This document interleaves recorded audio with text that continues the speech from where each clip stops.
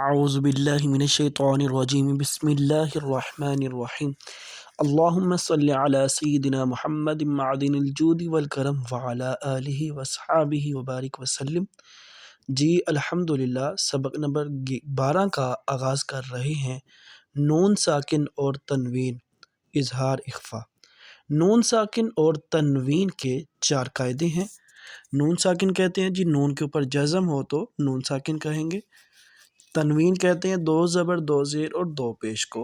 نون ساکن اور تنوین کے 4 قاعدے ہیں: اظہار، اخفا، ادغام، اقلاب۔ اظہار کسے کہتے ہیں؟ نون ساکن یا تنوین کے بعد حروف حلقی میں سے کوئی حرف آ جائے تو اظہار ہوگا، یعنی نون ساکن اور تنوین میں غنہ نہیں کریں گے۔ ٹھیک ہے جی۔ حروف حلقی 6 ہیں، کون سے؟ وہ یہ ہیں: حمزہ، ہا، عین، حا، غین، خا۔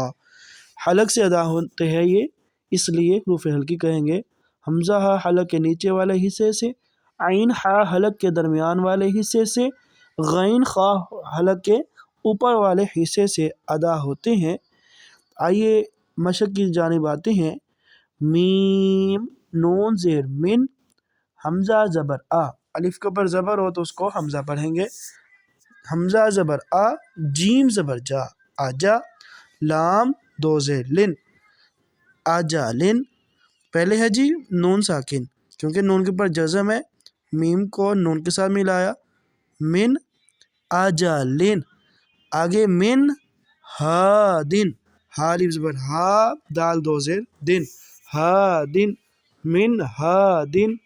میم، نون زیر من، عین زبر آ، لام زبر لا، علا، قاف 2 زیر قین، علاقین، من علاقین۔ میم، نون زیر من، حا زبر حا، کاف یا زیر کی، حکی۔ میم 2 زیر من، حکیمن، من حکیمن۔